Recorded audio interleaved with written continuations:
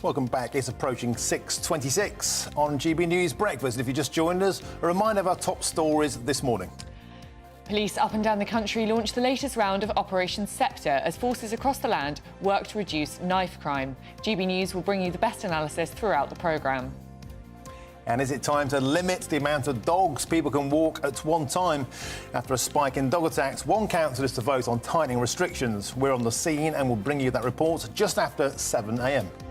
And as the election gets ever closer, the time has come for tax cuts, says the Chancellor. Jeremy Hunt says the economy has turned a corner and that now is the moment to take the burden off hard-working Brits. And a 16-year-old who killed an 82-year-old Derby man with a single punch has been sentenced to just 2 years in youth detention. Omar Mumesh attacked Dennis Clark after the man challenged youth for loitering in the town centre of Derby. And the new Foreign Secretary David Cameron has said he wants to unlock billions of pounds for foreign aid over the next decade, potentially angering the Tory grassroots.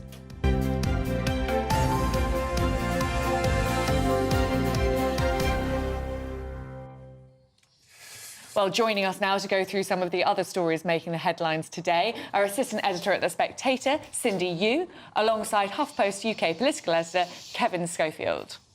But first, let's have a quick look at what's made the front pages this morning, starting with The Guardian. And they lead with that Tory anger over David Cameron's plans that unlock billions of pounds in foreign aid. The Daily Mail leads with a prostate cancer breakthrough, reporting that thousands of lives could be saved due to a landmark screening programme. And The Times focuses on comments made by the Health Ombudsman, who say the toxic NHS puts people at risk. The Telegraph has an interview with the Chancellor, Jeremy Hunt, in which he says the time has come for tax cuts. And the Daily Mirror leads with concerns from gas bosses that households may struggle to pay their energy bills this winter. OK, so let's dive into the papers now with Cindy and with Kev. What have we got first? Cindy, should we chuck to you? Yeah, so we've got this volcano in Iceland, which looks like it's about to blow, which meant that the local town has had to evacuate. And now you might think that this kind of thing happens in Iceland all the time, but actually they've not had to do a whole community evacuation like this for the last 50 years. So it's very scary, and the experts are saying that there's literally magma running underground through the town, which is causing these rifts in the ground in the town. I don't know if we can see pictures of literally the ground falling a metre through the town and falling still for about 4 centimetres a day. So, yeah, pretty concerning. And they say that this kind of low-level explosion could be happening for decades. Could this have sort of knock-on effects for the rest of the world? I remember, I think it was in 2010 when there was that Icelandic volcanic explosion, and I remember being in Chiswick Station in London and my train being cancelled because of ash on the line. Do you think Chiswick Station was maybe just giving you It did sound a little bit like an excuse. Well, I really hope not, but they do say it's not going to be one of those, you know, explosive eruptions that we can often think about. It's more going to be low-level lava flow, which is going to be really disruptive for the local communities in Iceland, but not for the rest of the world. I think we've got a little piece here from a geologist who can tell us what's going on. Let's have a listen. You cannot really make a prognosis. How is eruption going to affect the town? The intensity is really not abating, because what has happened is that we have just more small earthquakes. So what has lessened is the size of the earthquakes, but the intensity is still high. The outlook is rather bleak, in my opinion. Kev, did you get all that? Did you catch all the geophysics there? The outlook is bleak, he says. Now, yeah. We need to be taking care of this, don't we, on a sort of national level, because next thing you know, they'll be cancelling flights, you know, and they'll probably blame Brexit. Cancelling that train. I'm sure they'll blame Brexit. It's quite a stretch to blame Brexit. But these sorts of things seem to happen, and it does have a big knock-on impact for people travelling and whatnot. Well, potentially, yeah. I mean, as Olivia said, remember the ash cloud scandal? Well, not a scandal, you know, but it caused huge disruption globally. Grounded flights everywhere. I didn't realise it affected trains in Chiswick as well, but that's a new one on me. But yeah, I mean, potentially, you know, it's easy, I suppose, to say, oh, it's in Iceland, we don't have to worry about it. But, you know, potentially it could have massive knock-on repercussions. Talk about massive knock-on effects. Let's steam into this piece. Jeremy Hunt For ages, he's been saying there's no chance of a tax cut because it would be inflationary. But, of course, this week, they seem to have hit their inflation figures, gone down to 4.6%. So now he's flashing his garter. At long last, there might be a tax cut. Well, there might be. I mean, it's worth bearing in mind, of course, that the Bank of England's inflation target is 2%. Yeah. So we're still more than double so that. Really celebrating 4.6%. This was Rishi Sunak's sort of self-imposed target back in January. But you're right. I mean, it's a slightly confused messaging, really. All year, we've had Conservative MPs calling for tax cuts, and Jeremy Hunt has consistently said, no, we can't afford it. Inflation, bringing inflation down is the key. That's a tax cut in itself, bringing down inflation. So now that they've managed to hit, as I say, Rishi Sunak's own target, they're now saying, lo and behold, with the autumn statement next week, they can miraculously find money to cut taxes. Now, the interesting thing will be, obviously, which taxes he cuts. Now, all the briefing seems to be inheritance tax, which... It's a bit of a funny one because the opinion poll suggests this is really popular and lots of people don't like the idea of paying tax after you die. But in reality, it's like less than 4% of estates actually end up paying. So it's actually quite a small number of people will benefit from it. It's going to cost about £7 billion a year, I think. So I think because of that, they say because not many people will feel the benefit, it's not going to be inflationary, unlike an income tax cut, for instance. Feels like quite a sort of clever political trick. People think that they're going to be punished by inheritance tax, but actually they're not, because only 4% of people fall foul of it. And so it's actually quite a cheap way for the Treasury to say that they're making a tax cut. I think when people hear about tax cuts, what they're really expecting is a considerable drop in income tax. Yeah. Do you think that the Chancellor is sort of setting himself up for a fall here? You talk about tax cuts on the front page of the Telegraph, you get people all excited, and then when it comes down to it in your statement, you end up making a little cut to inheritance tax, which won't affect many people. Income tax stays exactly the same, and people feel more frustrated than they would have done before. Yeah, perhaps. I mean, if you look at the opinion poll, and the main things that people are concerned about still are the cost of living, energy bills, that type of thing. So, you know, tax cuts, if you look at your salary at the end of the month and it's still, you know, the tax coming off is still the same, you'll think, well, hang on a minute, I thought taxes were coming down. But we remember when George Osborne, when the Tories were in opposition back in, I think it was 2007, he announced that they would slash inheritance tax. It meant that Gordon Brown didn't call an election. It proved hugely popular, so they're probably hoping to have a similar boost this time. Well, Cindy, it's a three-letter word ending in X, but we do get excited about tax, as well as the other one, because we've got the highest tax economy since World War II. The Conservatives promised us to be a low-tax party. They've ended up giving us Corbynism in terms of the tax rate, and Conservative voters are screaming out for a tax cut. They have to give a tax cut ahead of the general election, or well, they're already on perilous ground, but without a tax cut, they're dead in the water, aren't they? Well, I think they're seeing this as one last try at, or maybe not one last try, but one more try at a reset. You know, you look at the Conservative Party conference speech, which they were hoping would really bounce them back up the polls. Didn't really do anything because the flagship policy was a smoking ban that no one asked for.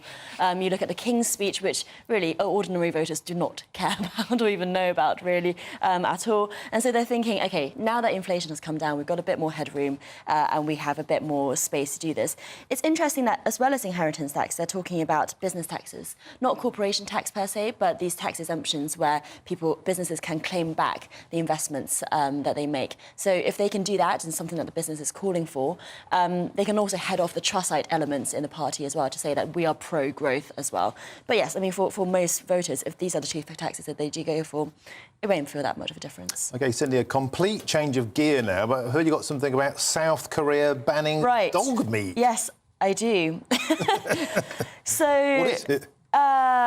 So South Korea and China, indeed, have got these bad reputations for being able to eat dog meat, and obviously dogs are a man's best friend, all that sort of stuff. But actually, interestingly, the South Korean voters have really turned against dog eating in the last few years. So I think there was a figure that said only in 2015 did a quarter of people have dog meat, but in the last year, only 8% of South Koreans had dog meat. That's really... Why that sudden change? Well, I think part of it probably just comes from being more developed as a country. You know, you don't feel like you've got to eat everything that you can lay your hands on. But at the same time, I think think it also comes from the current government, where the First Lady is a massive dog lover. And so they're going to start banning dog meat in about 3 years' time. There's a grace period going on. You can actually see on screen there now people eating dog. I'm really sorry if that's putting you off your breakfast. But I think this is precisely the kind of thing they're rallying against. It's astonishing that this goes on or is allowed to go on. I guess it just brings into view the sort of very different aspects of animal rights across the planet. But I think it always raises the question about the consistency of meat eating anyway. I mean, at least for me it does. I mean, I'm a massive dog lover. But if you talk about intelligence or emotional intelligence or lifespan, you know, they're not any worse than pigs. Or indeed cows in the way that emotionally, the calves... Sweeter and fluffier, really, aren't they? Right, exactly, and they're more useful to our lives. So I think, you know, we do have this kind of inconsistency with what is accepted. And I wouldn't personally eat dog meat, but I think that's irrational, if you see what I mean. It is. Yeah. I know. I'm very good at switching off when I see a sweet little lamb in a field. Right. And then I go home and I eat my lamb. But dog is one. OK, Kev, why don't we whiz through to a certain Mr Nigel Farage, who's already winding them up down under. He's not even in the flaming jungle yet, but he's now hinting at a political comeback. Yeah, so he's given his last interview before he goes into the jungle. I read somewhere that apparently they're paying him £1.5 million, which, I mean... He's gloating about that all over... unbelievable, really. Isn't that 3 times more than, Matt Hancock?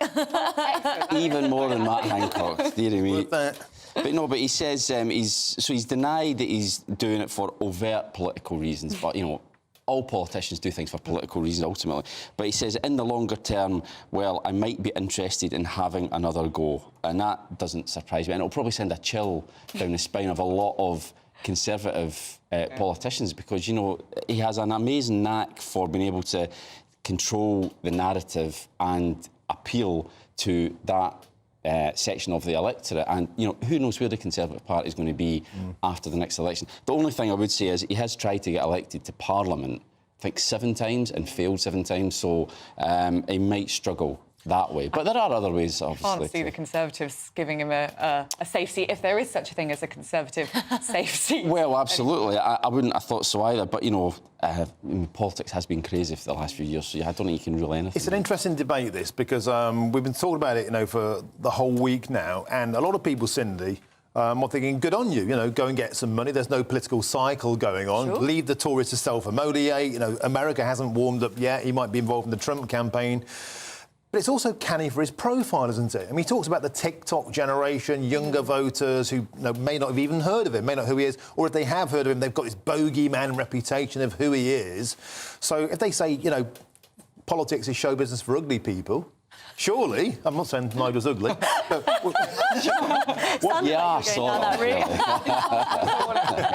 What I'm saying is, celebrity doesn't harm. Look at Arnold Schwarzenegger, Ronald Reagan. So there is a merit in him doing this if there is to be a political comeback.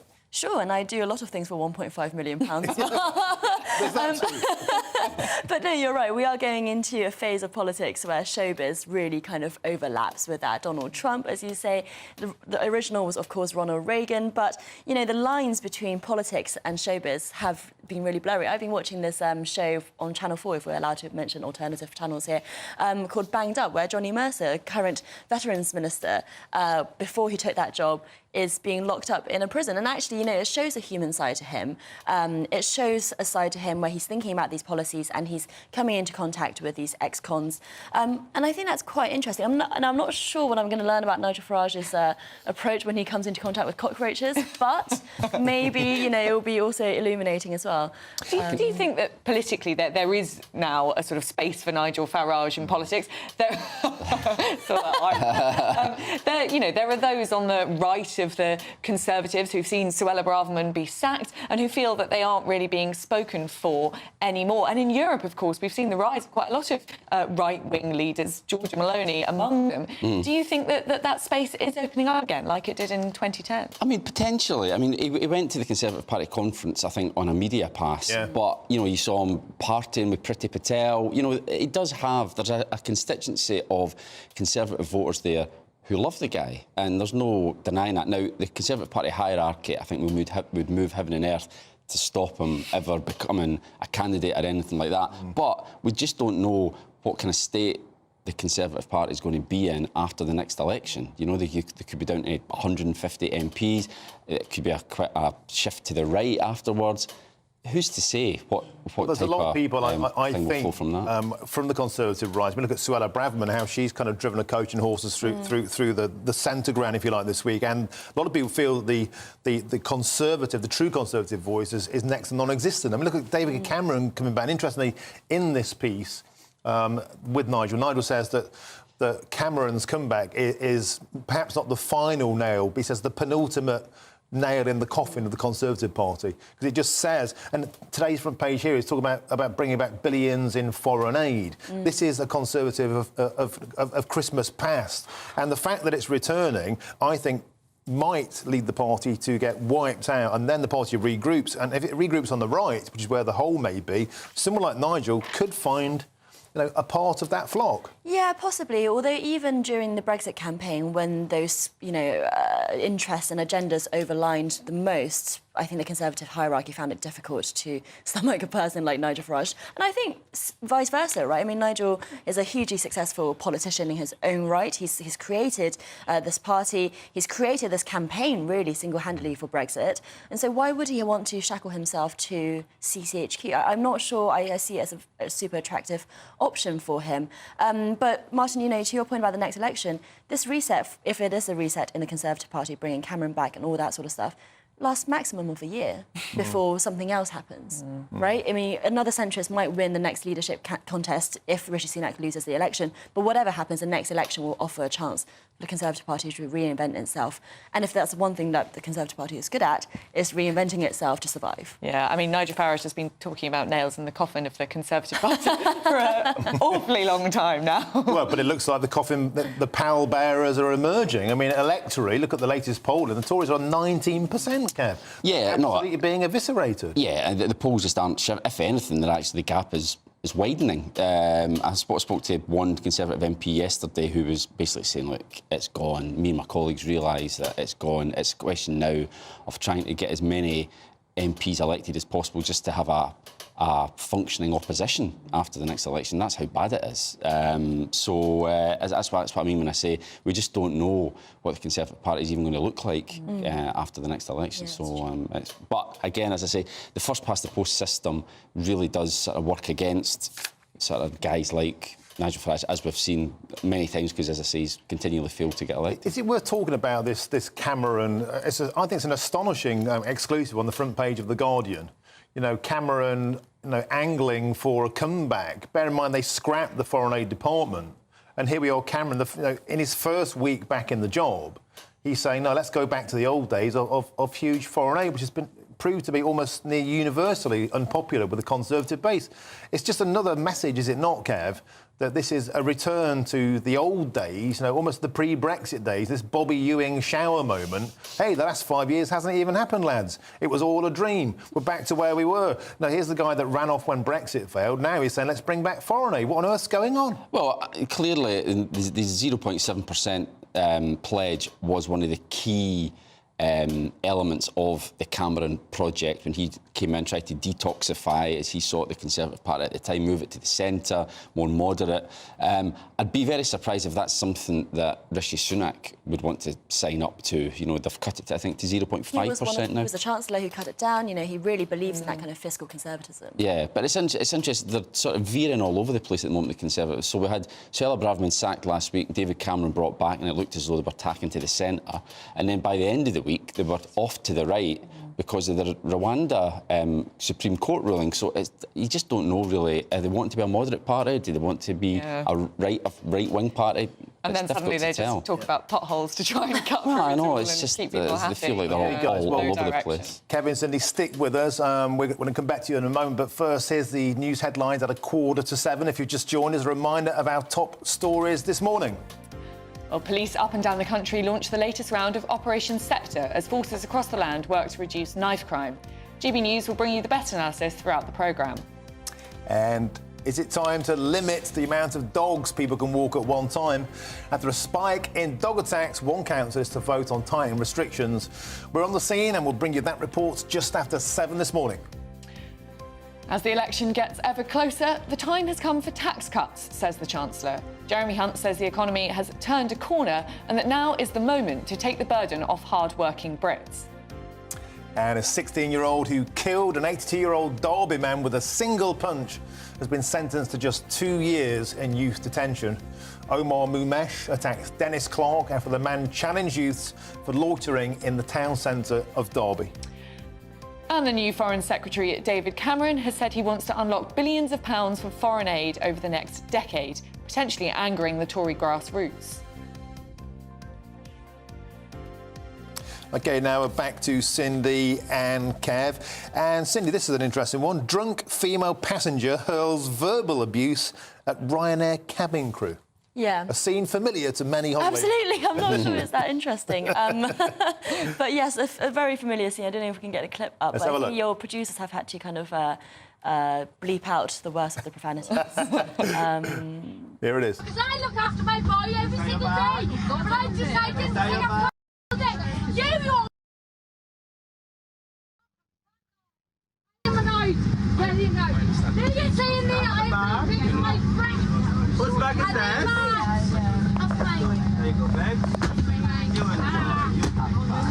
I'm fucking with that man. Ryanair! And what was interesting about that, guys, if you're listening at home, the sound wasn't failing. Most of it was bleeped out because she was obviously swearing her socks off on that flight. And look, it's a conversation we have often about drunken behaviour on flights and should we be limiting alcohol at airports? Should we be limiting alcohol on flight? Or is it just idiots? Well, I mean, I don't think we should be limiting alcohol on flights because I don't think we should be going that far. You know, it's a service that you're paying for. Why should you limit it? And, you know, it's always fun to go to an airport and think, oh, time zones don't exist here. I'm just going to start drinking even though it's 6 in the morning. It's always lunchtime at an airport. I had no idea that was a purely British tradition. Is it? Drinking a pint at 10 o'clock at the airport. It doesn't surprise me, though, I've got to say. Yeah. Hugely surprised. The amount of like people you see on Facebook, like mates of mine, might say something about my mates, but it's like, always like, yeah, the holiday starts now and it's like 6 a.m. It's just, yeah. It's because there are no licensing laws in the airport, the producers just told me. Exactly. Well, it's exciting, isn't it? You know, I mean, it's, when you're younger and you're going on a lad's holiday or a girl's holiday, when you're there with your family, you tend not to, personally speaking. That's even more but I have done it in the past when I've been away on stag do's and what have you. But I used to have some mates who lived near Heathrow Airport, and they used to go to Heathrow Airport seriously in the morning. Don't you have to go through security? No, because they have a pub. They have a pub on the, they have a pub on ticket side. So they go in there and like get on the lash on the way to football matches. Jeez. Because they'd actually go in the airport and get on the jungle juice. It's not exactly a sort of fun atmosphere, though, is it? I think it was stressful. I think it was more function rather than fun. To be frank. Yeah. I think, you know, having a pint at the airport is an integral part of the holiday. That's when I feel like my British culture and tradition. We must defend it. what do we fight to? World War? We've got Quite. the red What would line Churchill at 6 say? in the morning.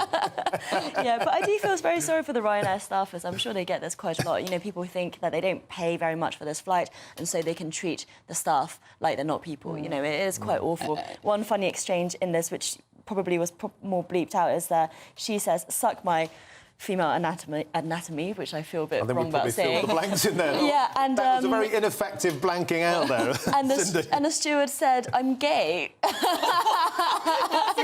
which just shows you, you know, he must see this all the time. He's just totally unfazed by it.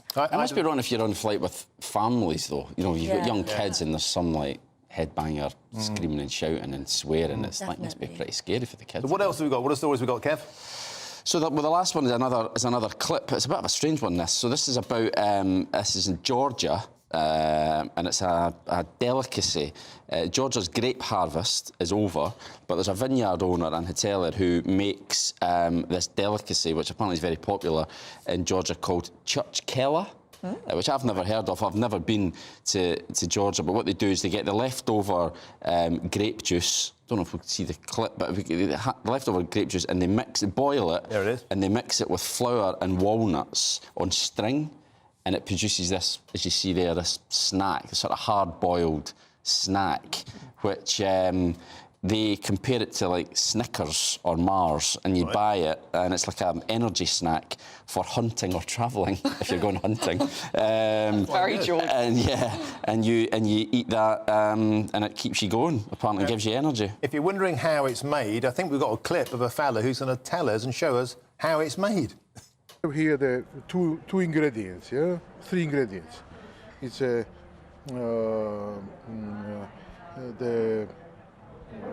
boiled wine juice, grape juice, not wine juice.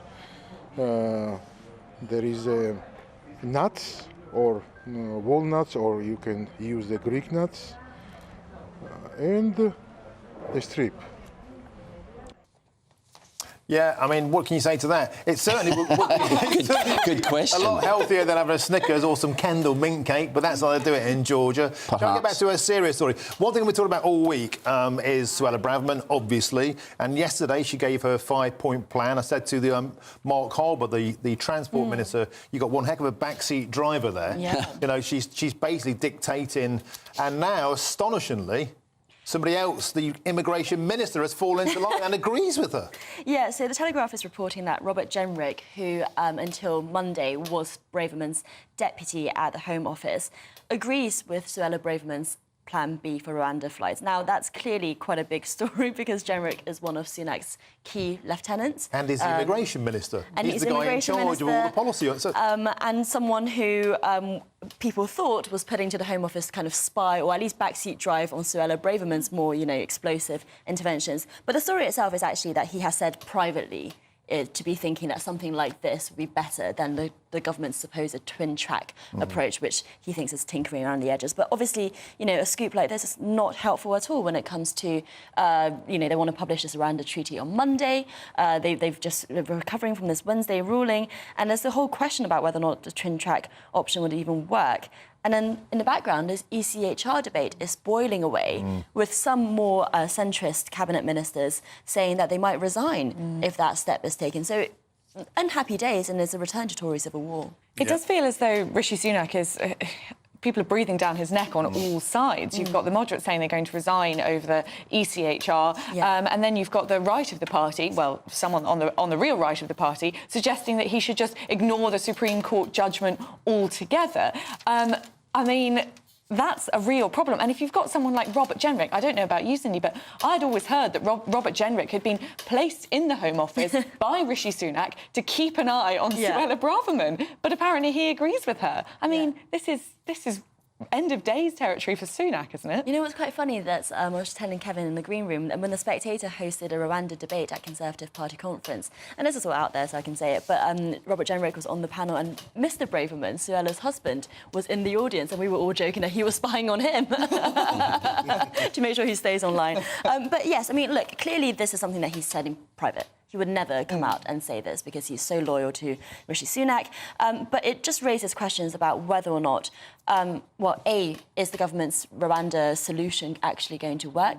B, if it doesn't work, even if Braverman's plan doesn't actually work itself, people will think that it does. And Martin, that goes back to your point about the grassroots, the right wing of the party, who already feels that they're not being listened to, that they're being erased, finding a new champion. I wonder if I can extend the bet to this panel. So Christopher Hope, our political editor, said to Rishi's team, I bet you a pint of beer, not a single flight will take off before the next general election. They wouldn't take the bet. They wouldn't take that pint of beer, they wouldn't even bet that. God, that's a bit cheap, isn't it? Just better. Now, I know a pint of beer, probably around where they drink, is getting on for the best thick end of £7, but they wouldn't take the bet. They wouldn't take the bet for a single pint of beer. That says to me they've completely lost control. They know it's not going to work, and they know even if they get this Plan B through, Kev, it's going to get mired in the courts once again, all the House of Lords, all the lot of them. I think that's bound to happen, not least because there'll be a lot of Conservative peers alone in the House of Lords who will be squeamish about, circumventing the ECHR. They'll be on the moderate wing of the party. So the idea that you're going to get it through Parliament, both Commons and the Lords, and then not face further legal challenges in the courts here, and get flights going by, they'd mentioned spring as potential. I mean, I think that's for the birds, and I think Chris Hope's right, that this sign of an election, highly unlikely. Did they not see it coming? I mean, everyone seemed to predict that they were going to lose in the Supreme Court. Well, yeah, but he was the one as well who said he would stop the boats. I mean, he didn't have to make that pledge at the start of the year. You know, it's a very simple pledge. Get the 3 word, like, you know, get Brexit done. Very easy to sell it on the doorstep, but you've got to keep that pledge. And if you don't, people will turn around and say, yeah. Right, Kevin, Schofield, Cindy, we have to leave it there. Thank you very much. Superb headline makers. OK, as we approach the top of the hour, we have much, much more to come this morning. But first, let's have a quick look at the weather. What's in store for you today?